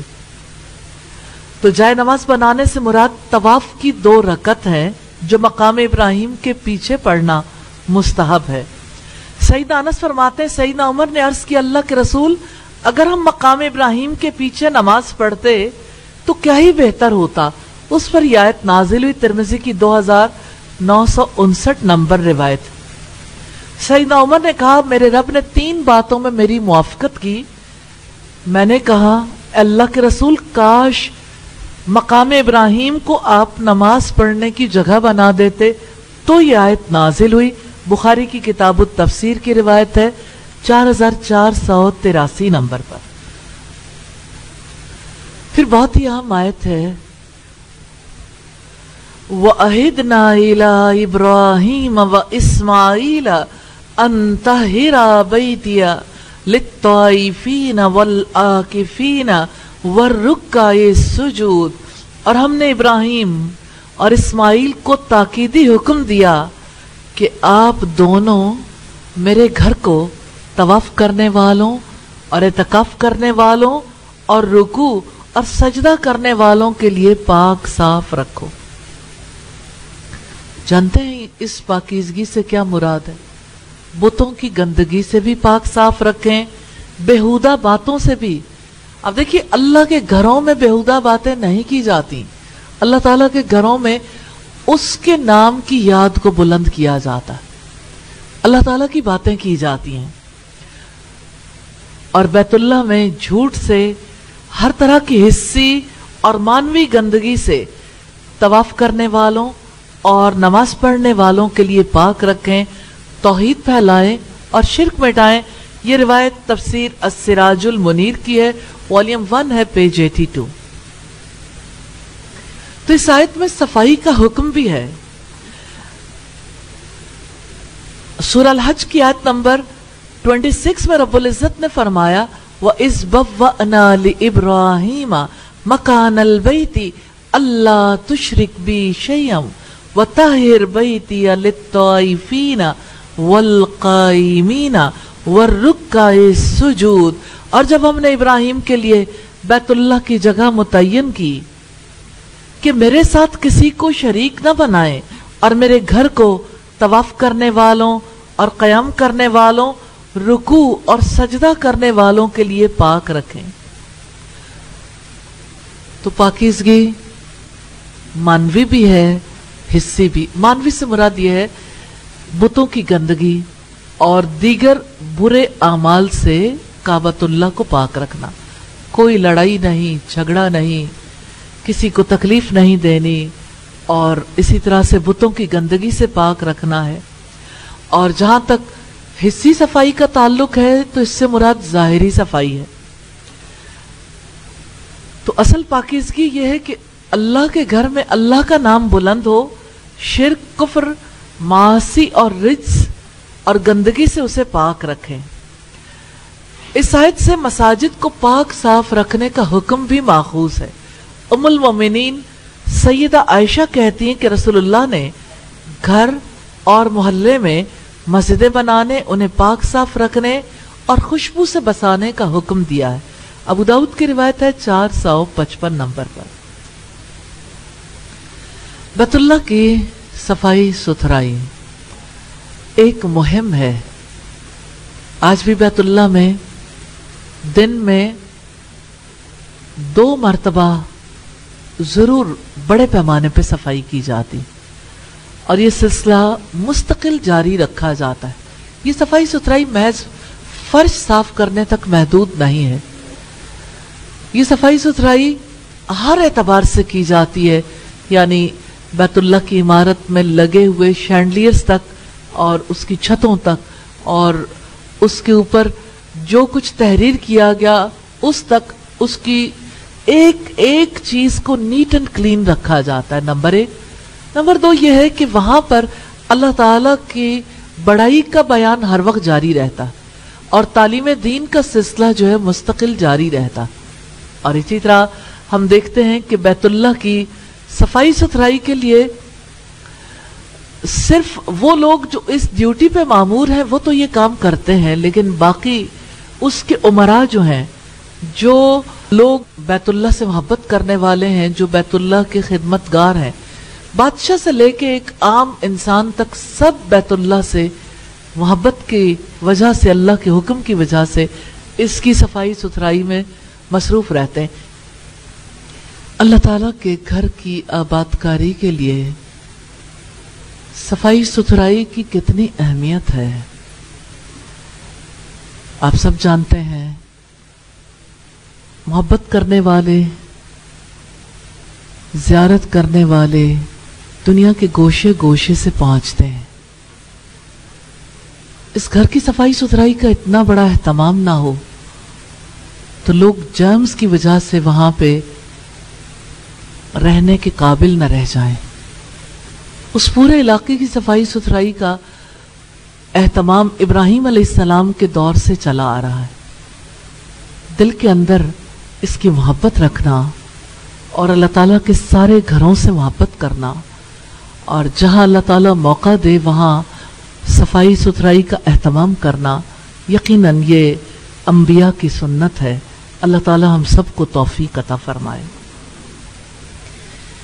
ابراہیم علیہ السلام کے تذکرے کے بعد بیت اللہ کا تذکرہ آیا، اور اب تذکرہ ہے اس گھر کی آبادکاری کے لیے ابراہیم علیہ السلام کی دعاؤں کا. وَإِذْ قَالَ إِبْرَاهِيمُ رَبِّ اجْعَلْ هَٰذَا بَلَدًا آمِنًا وَارْزُقْ أَهْلَهُ مِنَ الثَّمَرَاتِ مَنْ آمَنَ مِنْهُمْ بِاللَّهِ وَالْيَوْمِ الْآخِرِ قَالَ وَمَنْ كَفَرَ فَأُمَتِّعُهُ قَلِيلًا ثُمَّ أَضْطَرُّهُ إِلَىٰ عَذَابِ النَّارِ وَبِئْسَ الْمَصِيرُ. اور جب ابراہیم نے کہا اے میرے رب اس شہر کو امن والا بنا دے اور اس کے باشندوں کو پھلوں میں سے رزق عطا فرما، جو ان میں سے اللہ تعالی اور یوم آخرت پر ایمان لائے. اللہ تعالیٰ نے فرمایا اور جس نے کفر کیا تو میں اسے بھی تھوڑا فائدہ دوں گا، پھر اسے آگ کے عذاب کی طرف بے بس کر دوں گا اور وہ بدترین لوٹنے کی جگہ ہے. سیدنا ابراہیم علیہ السلام نے مکہ کے امن اور رزق کے لیے دعا مانگی. آپ جانتے ہیں کسی علاقے میں قحط ہو، کسی علاقے میں رزق کے وسائل کی کمی ہو تو وہ علاقہ آباد نہیں ہو سکتا. لوگ اسی علاقے کا رخ کرتے ہیں جہاں رزق میں کسی قسم کی تنگی نہ آئے. ابراہیم علیہ السلام نے اسی لیے دعا کی تھی کہ یا اللہ رزق بھی دے اور یا اللہ خانہ جنگیوں سے بھی بچا لے، امن والا بنا دے. जो इलाका बदअमनी का शिकार हो वहां कोई जाना नहीं चाहता, अमन की वजह से, रिस्क की वजह से मूवमेंट्स होती हैं। तो इब्राहिम अलैहिस्सलाम ने कहा वइस क़ाल इब्राहिम, और जब इब्राहिम ने कहा यानी मक्का के अमन और रिस्क की दुआ करते हुए कहा रब्बि जअल हाज़ा बलदन आमिनन, ऐ मेरे रब इस शहर को अमन वाला बना दे। इब्राहिम अलैहिस्सलाम की दुआ कितनी गहरी है। कभी आप दुआ करते हैं या अल्लाह इस शहर को, इस मुल्क को अमन वाला बना दे। अपनी दुआओं में देखिए दिन में कितनी बार दुआ करते हैं। तो ये नबियों की दुआ है, अपने शहर के लिए, अपने मुल्क के लिए और दुनिया के अमन के लिए जरूर दुआ किया करें। रब्बुल इज़्ज़त ने इब्राहिम अलैहिस्सलाम की दुआ कबूल की तो मक्का अमन और सलामती का गहवारा बन गया। वर्ज़ुक़ अहलहु मिनस समराती मन आमन मिनहुम बिल्लाहि वल यौमिल आखिर। इब्राहिम अलैहिस्सलाम ने दुआ की थी मक्का के बाशिंदों को फलों में से रिज़्क़ अता फरमा, जो इनमें से अल्लाह ताला और यौम आखिरत पर ईमान रखे। भला फल ईमान वालों ने ही खाने हैं, ऐसा तो नहीं है। लेकिन इब्राहिम अलैहिस्सलाम पहली तंबीह के बाद जब इमामत के लिए दुआ की थी और अल्लाह ताला ने फरमाया कि मेरा अहद जालिमों को नहीं पहुंचेगा, इब्राहिम अलैहिस्सलाम ने जब रिज़्क़ की दुआ की तो कॉन्शियसली कि कहीं मेरे से कोई ज्यादती का मामला ना हो जाए। उन्होंने ये समझा कि रिज़्क़ के लिए भी दुआ शायद उसी तरह से करनी है, इसलिए उन्होंने कहा जो अल्लाह और यौम आखिरत पर ईमान लाए उसे तू रिज़्क़ अता फरमा, फलों में से रिज़्क़ अता फरमा। अल्लाह ताला का अदब करते हुए इब्राहिम अलैहिस्सलाम ने ईमान की कैद लगाई। तो सैयदना इब्राहिम अलैहिस्सलाम की दुआ का जवाब दिया गया, क़ाल वमन कफ़रा फ़उमत्तिहु क़लीलन सुम्मा अस्तर्रुहु इला अज़ाबिन नार। अल्लाह ताला ने फरमाया और जिसने कुफ्र किया तो मैं उसे भी थोड़ा फायदा दूंगा, फिर उसे आग के अजाब की तरफ बेबस कर दूंगा। सैयदना इब्ने अब्बास ने इस आयत की तफसीर में फरमाया कि सैयदना इब्राहिम अलैहिस्सलाम इस दुआ को मोमिनों तक महदूद रखना चाहते थे, मगर अल्लाह ताला ने फरमाया रिस्क तो मैं काफिरों को भी दूंगा, जिस तरह मैं मोमिनों को दूंगा। ये कैसे हो सकता है कि मैं लोगों को पैदा करूं मगर उन्हें रिस्क ना दूं? मैं काफिरों को भी दुनिया में किसी कदर फायदा उठाने दूंगा मगर फिर उन्हें अजाब भुगतने के लिए बदतरीन ठिकाना दूंगा। ये तफसीर इब्ने अबी हातिम की रिवायत है। सूरह बनी इसराइल की आयत नंबर 20 में भी इसी चीज की वजाहत मिलती है, कुल्लन नुमिद्दु हाउलाई व हाउलाई मिन अताई रब्बिक। उनको भी और इनको भी हम आपके रब की अता से मदद देते हैं और आपके रब की अता को कभी रोका नहीं गया। अल्लाह ताला के नजदीक दुनिया का माल, दुनिया में जो कुछ है उसकी हैसियत मच्छर के पर बराबर भी नहीं है। सैयदना जाबिर रजी अल्लाह ताला अन्हु से रिवायत है कि नबी सल्लल्लाहु अलैहि वसल्लम एक मर्तबा बाजार से गुजरते हुए किसी बुलंदी से मदीना की तरफ दाखिल हो रहे थे और सहाबे कराम आपके दोनों तरफ थे। आपने भेड़ का एक बच्चा जो छोटे कानों वाला था मरा हुआ देखा, उसका कान एक तरफ से चीर दिया गया था। आपने उसका कान पकड़कर फरमाया, तुम में से कौन इसे 1 दिरहम में लेना पसंद करेगा? सहाबे कराम ने अर्ज किया, हम में से कोई भी इसे किसी चीज के बदले में लेना पसंद नहीं करता, और हम इसे लेकर क्या करेंगे क्योंकि ये तो मुर्दार है। आपने फरमाया, क्या तुम चाहते हो कि तुम्हें मिल जाए? सहाबा कराम ने अर्ज किया, अल्लाह की कसम ये भेड़ का बच्चा जिंदा होता फिर भी इसमें ऐब था, क्योंकि उसका कान छोटा है और अब तो ये मुर्दार है, इसे कौन लेगा? आपने फरमाया, अल्लाह की कसम अल्लाह ताला के यहाँ ये दुनिया इससे भी ज्यादा जलील है, کہ جس طرح تمہارے نزدیک یہ مردار ذلیل ہے۔ مسلم کی 7418 نمبر روایت ہے۔ سیدنا سہل بن سعد سے روایت ہے، رسول اللہ نے فرمایا اگر دنیا اللہ تعالیٰ کے نزدیک مچھر کے پر کے برابر بھی اہم ہوتی تو اللہ تعالیٰ کافر کو ایک گھونٹ پانی بھی نہ پلاتے۔ ترمذی کی 2320 نمبر روایت ہے۔ سیدنا ابراہیم علیہ السلام نے اپنے رب سے دعائیں مانگیں، اس شہر مکہ کو امن کا شہر بنا دیجئے۔ اس سے پتہ لگتا ہے کہ اپنے وطن کے لیے کیا دعائیں کرنی چاہیے۔ جہاں ابراہیم علیہ السلام نے اللہ تعالیٰ کا گھر بنایا تھا، اسی کو اپنی اولاد کا مسکن بھی بنایا تھا، تو اس شہر کے لیے دعا کی تھی کہ اسے امن والا بنا دے اور اس کے رہنے والوں کو رزق عطا فرما دے، کعبہ کی تعمیر کے سلسلے میں ہماری خدمت قبول فرما لے، ہمیں اپنا اطاعت گزار بنا لے، ہماری نسلوں میں سے ایسے لوگ اٹھا لے جو تیرے فرما بردار ہوں، ہمیں اپنی عبادت کے طریقے سکھا دے، ہماری کوتاہیوں سے درگزر فرمائیے، اور ان لوگوں میں انہی کی قوم میں سے ایک رسول مبعوث فرمائیے جو انہیں تیری آیات سنائے، انہیں کتاب اور حکمت کی تعلیم دے اور ان کی زندگیاں سنوار دے۔ کچھ دعاؤں کا تذکرہ اگلی آیات میں آ رہا ہے۔ آیت نمبر 127 ہے، وَإِذْ يَرْفَعُ إِبْرَاهِيمُ الْقَوَاعِدَ مِنَ الْبَيْتِ وَإِسْمَاعِيلُ رَبَّنَا تَقَبَّلْ مِنَّا إِنَّكَ أَنْتَ السَّمِيعُ الْعَلِيمُ۔ اور جب ابراہیم علیہ السلام اور اسماعیل علیہ السلام بیت اللہ کی بنیادیں اٹھا رہے تھے تو انہوں نے کہا اے ہمارے رب ہم سے قبول فرما، یقیناً تو ہی سب کچھ سننے والا سب کچھ جاننے والا ہے۔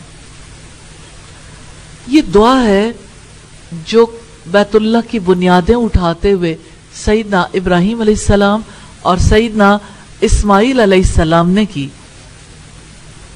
اللہ تعالیٰ نے سیدنا ابراہیم اور سیدنا اسماعیل کو بہت سی آزمائشوں میں مبتلا کیا، پھر اپنا گھر بنانے کا موقع دیا۔ اب بھی ارادہ کر کے دیکھیے، موقع ملتا ہے، آزمائش کے بغیر تو نہیں ملے گا۔ آزمائش شرط ہے کیونکہ اللہ تعالیٰ خالص کرتا ہے۔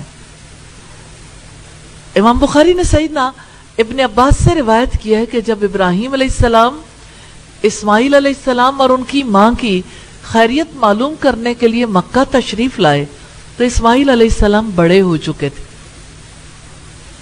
ابراہیم علیہ السلام نے کہا اے اسماعیل، اللہ تعالیٰ نے مجھے ایک کام کا حکم دیا ہے۔ اسماعیل علیہ السلام نے کہا کہ آپ کے رب نے آپ کو جو حکم دیا ہے آپ کر ڈالیے۔ ابراہیم علیہ السلام نے کہا تم میری مدد کرو گے؟ کہا ہاں میں آپ کی مدد کروں گا۔ ابراہیم علیہ السلام نے کہا اللہ تعالیٰ نے مجھے حکم دیا ہے کہ یہاں میں ایک گھر بناؤں۔ جب دونوں نے مل کر اس گھر کی بنیاد اونچی کر لی، اسماعیل علیہ السلام پتھر لاتے رہے اور ابراہیم علیہ السلام جوڑتے رہے۔ جب مکان اونچا ہو گیا تو وہ پتھر مقام ابراہیم لائے جس پر کھڑے ہو کر ابراہیم علیہ السلام پتھروں کو جوڑتے رہے اور اسماعیل علیہ السلام انہیں پتھر لا کر دیتے رہے۔ دونوں بیت اللہ کے گرد گھوم گھوم کر جوڑتے رہے اور کہتے رہے ربنا تقبل منا انک انت السمیع العلیم۔ یہ بخاری کی 3364 نمبر روایت ہے۔ آپ الفاظ پہ غور کریں گے تو آپ کو ان کے جذبوں کی گہرائی اور شعور کے روشن ہونے کا پتہ چلے گا۔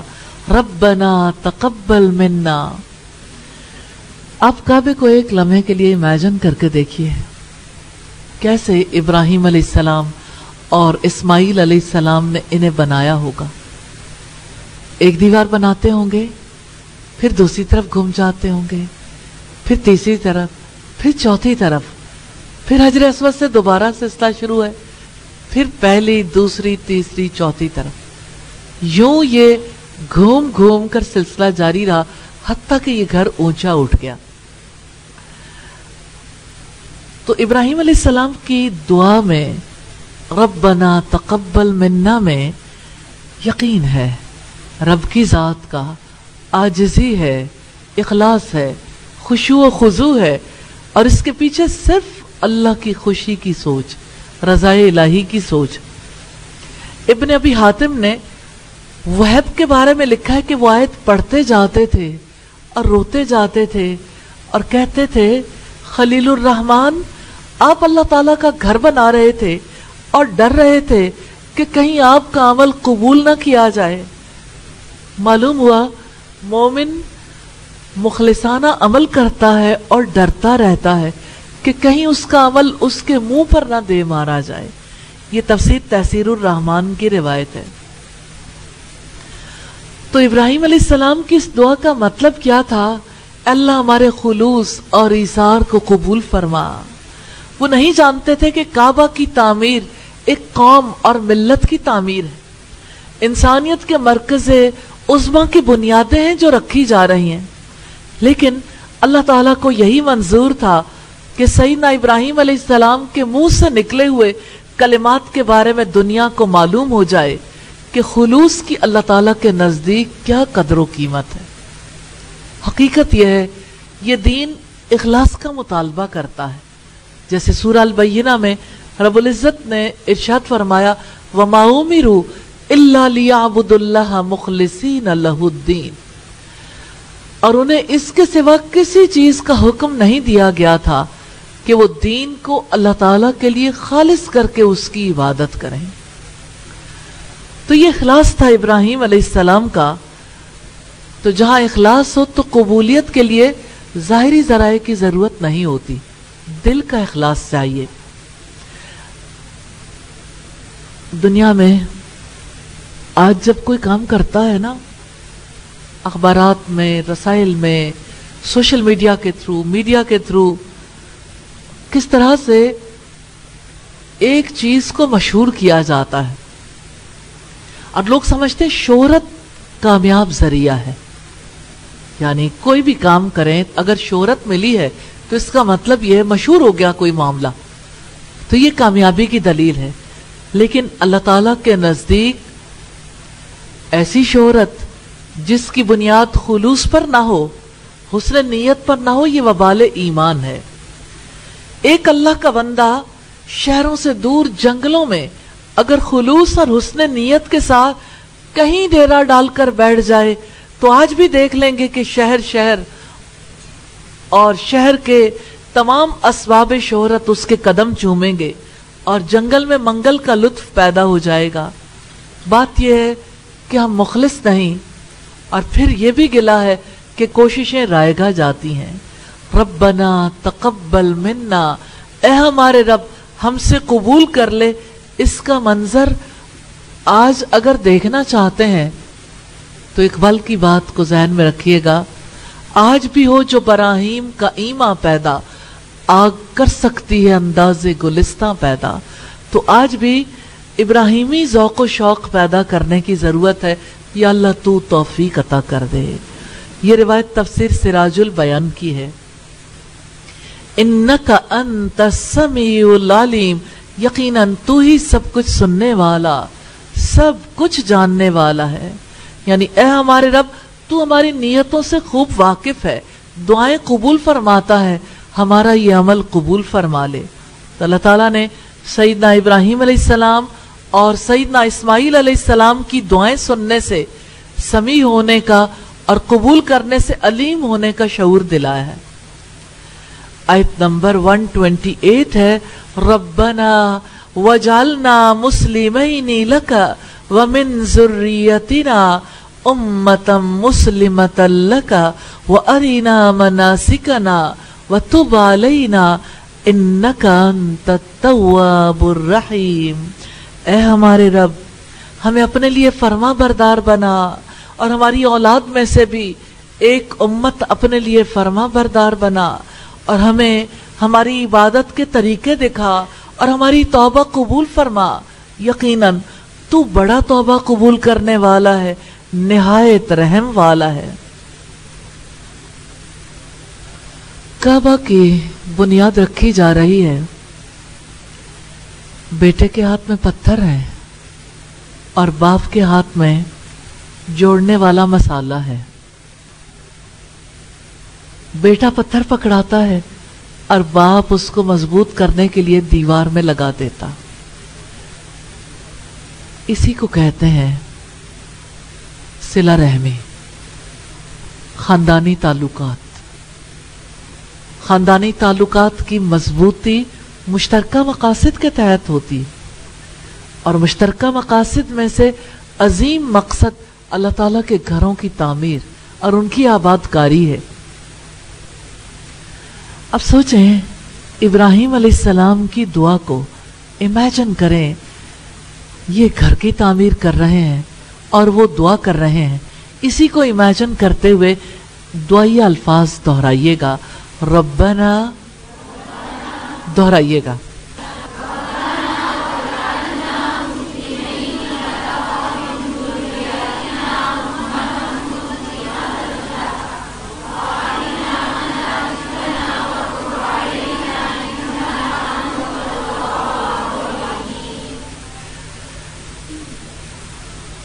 दुआ क्या है? इखलास है। दुआ दिल से निकलने वाली पुकार है, और शायद पुकार की जगह अगर हम ये कहें कि दुआ तो दिल से निकलने वाली हूक है। किसी का सीना दुआ के लिए कब उबलता है? जब किसी को गहरा शऊर नसीब होता है अल्लाह ताला की जात का, उसकी अजमत का, और उसे ये यकीन आता है मेरा रब सुनता है, मेरा रब कबूल करता है, मेरा रब बिगड़ी बना सकता है, और मेरा रब ही मौके देने वाला और नेक कामों को पाए तकमील तक पहुंचाने वाला है। इब्राहिम अलैहिस्सलाम की दुआएं झलक है उनके सच्चे जज्बों की।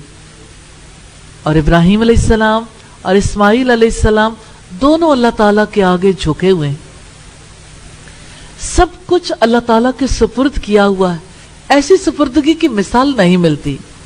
अपने तमाम तर मामलात अल्लाह ताला के सुपुर्द किए हैं, फिर रब से दुआ कर रहे हैं हमें ऐसा बना दे कि अपने सारे मामलात तेरे सुपुर्द कर दें, इबादत के तरीके भी तू ही सिखा दे। अब इमेजिन करें आज की सोसाइटी के लोगों को, हर कोई ये समझता है बगैर सीखे कि मुझे पता है अल्लाह की इबादत कैसे करनी। अपनी इबादत के तरीकों को दुरुस्त करने की कोशिश नहीं करता। आप उन हस्तियों की दुआओं से सीखिए जिन्होंने ये अपने रब के सामने दरखास्त की थी, वो अरीना मनासिकना, कि हमें हमारी इबादत के तरीके सिखा दीजिए और हमारी नस्लों को भी ये तरीके सिखा दीजिए। तो इब्राहिम अलैहिस्सलाम की दुआ से ये शऊर झलकता है कि असल कुव्वत और इख्तिदार का मालिक तो अल्लाह ताला है, और ये यकीन भी कि अल्लाह ताला की तवज्जो के बगैर, उसकी रहमत के बगैर मुआफ़ी नहीं मिलेगी। इसलिए दरखास्त करते हैं हम पर तवज्जो फरमाइए, आप ही तौबा कबूल करने वाले मेहरबान हैं। सैयदना इब्राहिम अलैहिस्सलाम और सैयदना इस्माइल अलैहिस्सलाम की दुआ में हमें अपने लिए कितने अस्वाक मिलते हैं। रब्बना वजअलना मुस्लिमैनि लका व मिन ज़ुर्रियतिना उम्मतम मुस्लिमतन लक। ए हमारे रब, हमें अपने लिए फरमा बरदार बना और हमारी औलाद में से भी एक उम्मत अपने लिए फरमा बरदार बना। जानते हैं क्यों दुआ की थी? ताकि खुलूस के साथ अल्लाह ताला की इबादत का सिलसिला जारी रख सके, ताकि अल्लाह की इबादत में किसी को शरीक ना करें। इस दुआ से सैयदना इब्राहिम अलैहिस्सलाम और हर मोमिन की पहली तमन्ना का पता चलता है कि वो आने वाली नस्लों के लिए भी दुआ करते हैं कि अल्लाह ताला उन्हें भी ईमान की दौलत से महरूम ना रखे। उम्मत मुस्लिमा एक दूसरे की मददगार होती है और नस्लों तक उनके अकीदे की पुख्तगी जारी रहती है। इसी वजह से सैयदना इब्राहिम अलैहिस्सलाम की दुआ में मोमिन की पहली तरजीह झलक रही है कि आने वाली नस्लों में ईमान की दौलत का सिलसिला जारी रहे। वो अरीना मनासिकना, और हमें हमारी इबादत के तरीके दिखा, डेमोन्स्ट्रेशन चाहिए कि हमारे सामने हमें दिखाइए। इससे मुराद है कि हमें इबादत के तरीके सिखाइए, यानी हमें इरादे और मुशाहिदे के जरिए से इबादत के तरीके सिखा दीजिए। इनकी दुआ का हासिल इल्म नाफे और अमल स्वाले के लिए तौफीक मांगना है। या अल्लाह हमें नफामंद इल्म भी नसीब फरमा दे और अमल स्वाले की तौफीक भी। वत्तुब अलैना, और हमारी तौबा कबूल फरमा, क्योंकि बंदा तौबा का मोहताज होता है। इन्नका अंतत तव्वाबुर रहीम, यकीनन तू बड़ा तौबा कबूल करने वाला है, निहायत रहम वाला है। अल्लाह ताला ने तौबा के कबूल करने से अपने अत्तवाब और अर्रहीम होने का शऊर दिलाया।